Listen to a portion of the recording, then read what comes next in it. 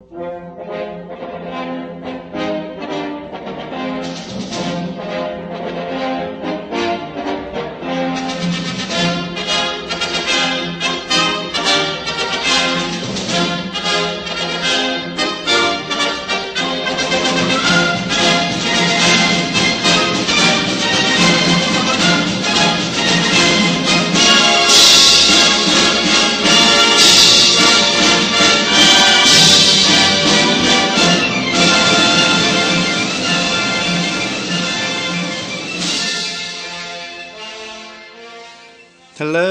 and welcome to another awesome Warhamemr battle report. This time it's my VC against Gil's Demons. I'm running 2 lots of 35-ish Graveguard with hand weapons and shields, max core of zombies, 2 Necromancer Lords, a Necromancer, 2 Terrorgeists. He's got the Great Unclean One, Epidemus, and a Nurgle Herald, and a Tzeentch Herald with the Law of Metal, and knows the whole lore, I think. He's got a Fiend and 5 or 6 Flesh Hounds, 6 Flamers, and that's it. That's both the armies. That's the board. It was a lovely day outside, plenty of cider.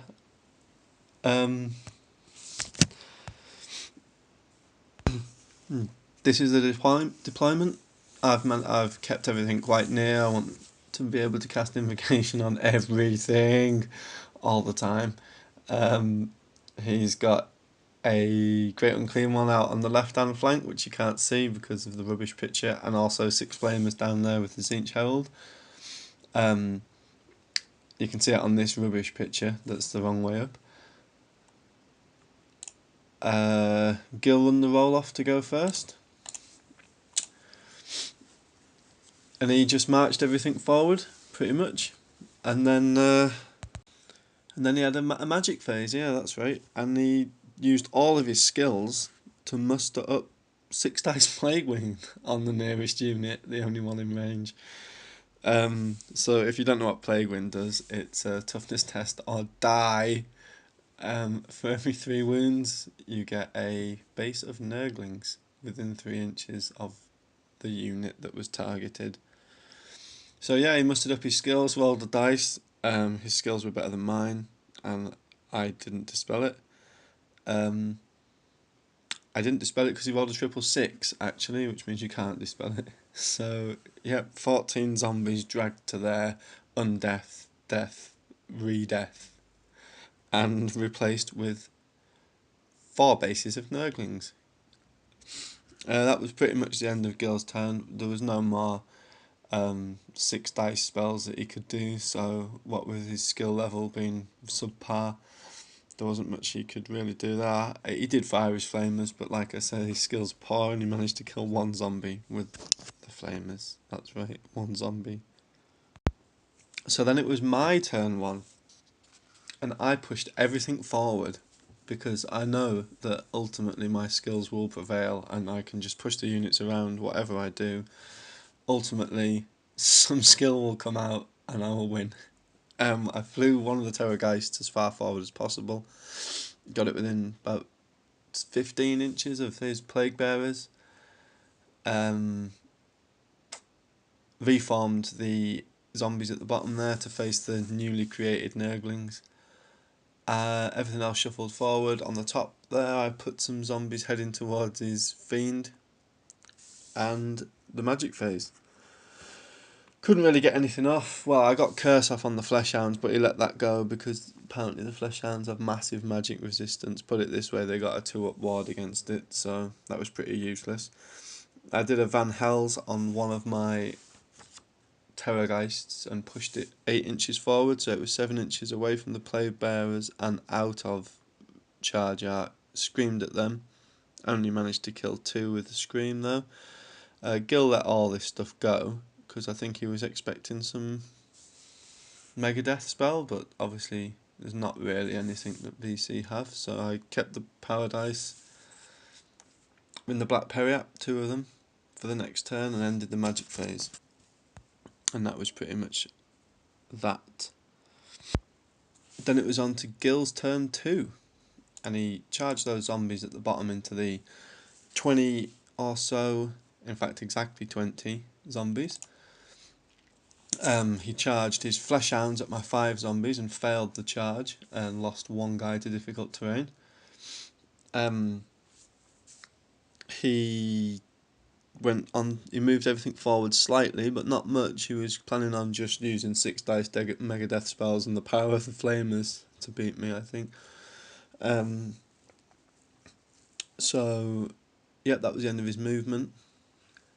Magic phase. So, surprisingly enough, 6 dice plague wind. 6 dice plague wind on the Graveguard unit at the bottom there, the lowest one down, which I scrolled. And then I forgot he had final transmutation, so he tried casting that on them as well. So 6 dice and 4 dice, 2 big spells. I used all my dispelled dice except for 2 to dispel final transmutation. Put 2 in the Black Periapt. Curse didn't kill any of the flesh hounds because of the magic resistance, 2 upwards. The flamers killed 4 out of 5 zombies, which is a bit depressing.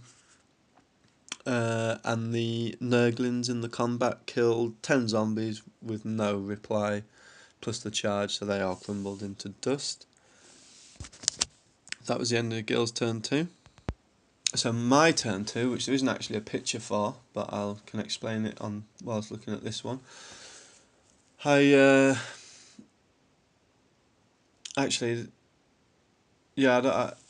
moved forward a little bit, not a massive amount, and then just went straight into the magic phase. Van Helsed the top unit of Graveguard there forward, so they're right in front of those Plague Bearers and behind that piece of impassable. And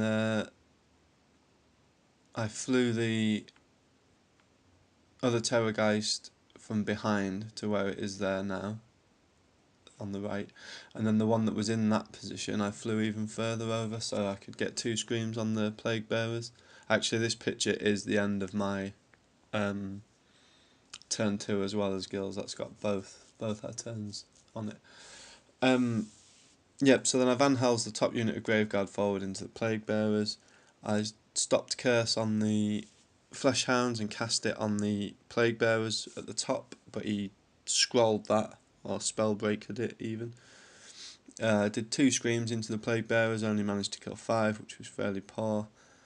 Yeah, and like I say, the Nurglings finished off the zombies, but then Gil did keep forgetting about those Nurglings after that.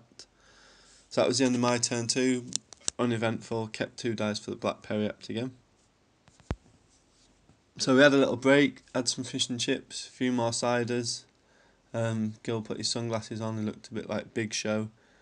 And I let him have his turn 3, in which he charged 2 units of Plague Bearers into the Graveguard at the top, which you can see there. He charged his Flesh Hounds and the Great Unclean One into the Graveguard at the bottom. He charged the Nurglings into the flank of the Graveguard at the bottom, but they failed their charge, so they went about 3 or 4 inches, I think. The magic phase, it was 7 dice v 7 dice. Plague Wind he cast on the middle unit of zombies there, with the Necromancer at the front on the right hand side. The big unit of zombies. He killed 18 zombies, created 5 bases of Nurglings in front of the 3 units of zombies there, but behind the Terrorgeist, which you'll be able to see in the next picture. Transmutation of Lead, I dispelled that, and I did try to dispel Plague Wind, but I failed the dispel there. In the shooting phase, Flamers, 20 shots into the which one was it? It was the Terrorgeist behind the combat there that you can see on the right hand side. It didn't inflict any wounds. I needed 6s to wound, I think. In the combat, the Great Unclean One on the Flesh Hounds managed to kill 5 Graveguard. The Graveguard in return killed all the Flesh Hounds, and the Great Unclean One took 1 wound from Crumble. At the top there, think the White King killed his champion. He issued a challenge and killed a champion. And then, obviously, killing blow, pretty lethal. Killed the Herald, killed Epidemus, killed a few Plague Bearers, and then he killed a few Graveguard in return, but not many. All in all, it was 16 kills to me, and, well, combat res, not kills. 16 to me, 13 to him. So I won that by 3, but he passed his leadership test, so they didn't crumble. My turn 3, which you can see here, I charged the zombies at the top right there into the Nurglings, so I didn't want them to attack my Necromancers. I charged both Terrorgeists into the combat at the top, and that was it for charges. Then I reformed that unit in the middle there into a long line, so that the Nurglings couldn't charge the front of it, even if I failed my charge. I mean, even if I lost that combat. And then I moved both Necromancers into that unit, so that I could get one of them within, well, both of them within 6 inches for Invocation and Staff of Damnation. Yep, 3 wide. I know that's pretty lame, but Gill's really gamey, so he gets what he deserves. Yeah, so in the magic phase, I got the Staff of Damnation off. I only got a 3 dice magic phase, but I thought Staff of Damnation was most important. So I banged that and got +1 attack on pretty much everything within 6 inches there. Like both units of Graveguard got it. I think the zombies might not have been in range for that one.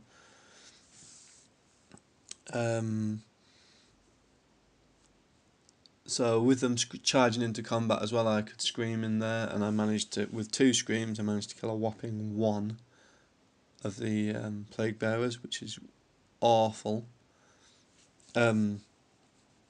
In the combat though, fared pretty well. You can see the movement trays, how many Plague Bearers they killed. They killed quite a lot. And then he lost a couple more from Crumble. The Great Unclean One versus the Graveguard though, that with his Thunderstomp, I think he won the combat, and I took about 4 casualties, which is, I was worrying I was going to lose out eventually with that one. But turn 4 was the big turn really. Gill's turn 4, he moved his mage out of the flamers, sent the flamers the other direction, and then he 6 dice. Obviously, that's his plan. Played for and got 6 dice final transmutation on my Lord's unit, and you see the zombies in the middle there. There's not many left of. Yeah, 6 dice final transmutation. Now we failed both lookout sirs there. Lookout sir for the Lord, lookout sir for the level 3 not Lord. That's fine. Failed the lookout sirs. It's okay. They're multiple wound models. They only die on a 6. 6 for the Lord, who fails his ward. 6 for the other guy. Both dead. What the fuck? So, yeah, lost my 2 main necromancers there and all my magic pretty much, except for 1 level 1 necromancer. So Crumble killed a shitload of Graveguard. Both Terrorgeists died to Crumble. All my zombies crumbled. Not looking good, and I've got a level 1 vamp there that's looking like it's going to get, not vamp, sorry, necromancer, that's looking like it's going to get poisoned to death by Nurglings, but they can't charge this turn because that picture's actually taken after all the combats, so they've only just won a combat. In the combat phase, incidentally, the Great Unclean One killed about 3, 4. I think he had a really poor turn, and then I took 2 wounds off it, and then drew. No, I took 2 wounds off it, and then another one actually. Just looking in the book with the he failed his leadership check, so all in all, I think he's lost 4 or 5 wounds now. Yep. So my turn 4, I was pretty disappointed by now. Oh yeah, the Plague Bearer versus Graveguard combat at the top there actually, in Gill's turn 4. managed to wipe out the unit on the right, but the unit in the left's still there. So I definitely will win that combat eventually. And the Nurglings killed off the zombies there. And then Gil remembered his Nurglings and brought them into play at the bottom there on the left hand side. That look a little bit like Banelings. You know, quite like that. Yeah, so my turn 4. We had a no crumble because I have a guy with vampires left with the lore of vampires. So I moved that guy out of the unit. The pictures aren't very good here, but I moved that guy on the right out of the unit into the unit on the left. I then moved the unit that he was in front of the Nurglings, so the Nurglings couldn't charge anything but the zombie unit. I reformed the zombies behind the Graveguard, so they were facing the Nurglings on the left hand side there. And you'll see all that in the next picture, but more importantly, the magic phase, 10 power dice against 5 dispel dice, double 5 rolled, no channels. I felt like I had to 6 dice invocation, so I did that and it went off and I didn't die. So I got a lot of zombies back and I got some Graveguard back, just enough in fact to replace what had been lost, and then a little bit more with the zombies. The Graveguard managed to do 9 wounds on the Plague Bearers, but they passed 6 5-up wards, which, you know, that's just sickening. The White King gets hit by 2 poisoned attacks, fails both his saves and dies, which is rubbish. And remarkably, the Graveguard land a load of hits and quite a few wounds on the Grey Unclean one. And it culminates in 2 wounds, 2 ranks, a banner, and the Great Unclean one thunderstomps with 1 and doesn't do any hits, so he loses the combat by quite a considerable amount and dies, crumbles. So this is the state of play at the end of my turn 4 there. You've got the 2 units of zombies that have been increased quite considerably. The Graveguard have killed the Great Unclean one. The Plague Bearers are getting ground out, and the Necromancer's moved into that unit of zombies in the middle to try and stay safe. Girl charges in the Nurglings into that unit of what seems to be massive, 5, 10, 15, 20, 25, 30, 35, 45 zombies. So they're probably going to be safe for the remainder of the game, but they probably won't kill the Nurglings. So Gil's turn 5, he puts both units of Nurglings, 1 each, into a unit of zombies. He moves the Flamers around, brings them down past the Impassable to nearer the Graveguard at the bottom. And he moves his level 1 or 2 guy on metal that knows the whole lore away from the Graveguard so he won't die, but still within range to cast.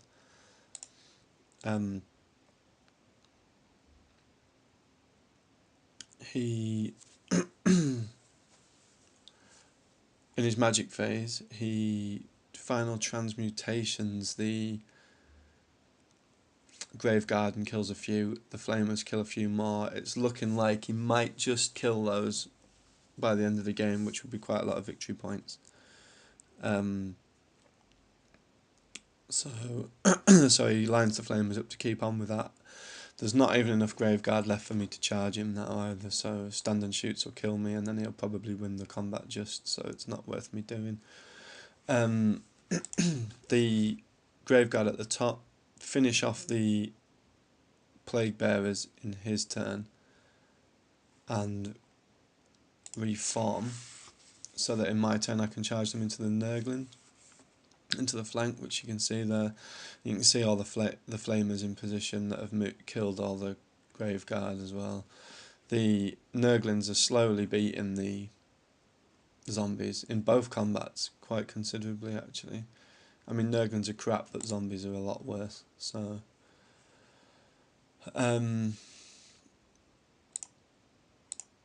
yep, so my turn 5, I back up with the Graveguard, and it was actually Yeah, it's actually my turn 5 where the Graveguard killed the Plague Bearers. Sorry, otherwise I would have charged them in there.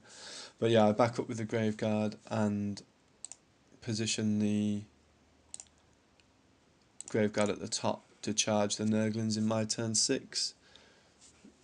But my main concern now is not losing the Graveguard in the middle, so the thing is I only get 4 dice in the magic phase, he's got 3. I don't want to lose that mage, because if I crumble, she's only got 1 wound left as well, if I crumble then I could lose the game, and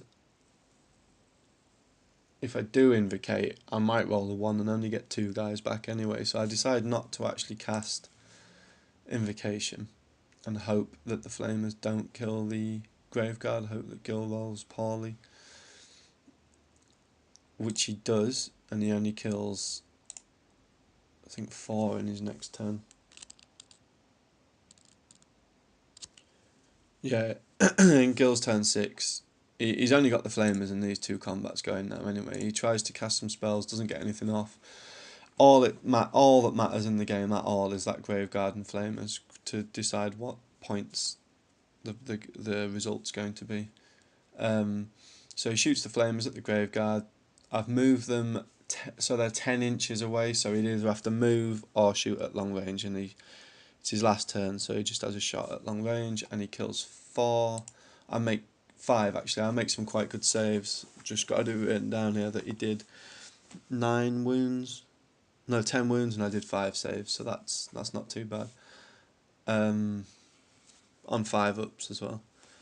The Nurglings very nearly wipe out the zombies, but in my last turn I charge the Graveguard into the side of them and wipe out the Nurglings. Actually no, I don't wipe them out, they've got 2 wounds left. So considering how many bases you get for that spell, no matter how many you get, I think they're only worth 50 victory points, so he had like, what, 8 bases of Nurglings, which were pretty damn annoying and definitely worth more than 50 points, but that's the way it is, unfortunately. It was a good game, really enjoyed it. One of the best games I've had, actually. Just the whole Necromancer Lord dying and the other Necromancer Lord, and then in the next turn the Great Unclean One dying was like, you couldn't have written it any better. It was hilarious. In the end it was a 16-4 to me. Yeah, we were playing under the Miniature Mayhem comp, which is pretty much South Coast GT, I think. So, except I think Demons are only allowed 400 points units instead of 450. But yeah, that was it. I hope you enjoyed it. There'll be another one as soon as I can get some games in. Thanks a lot.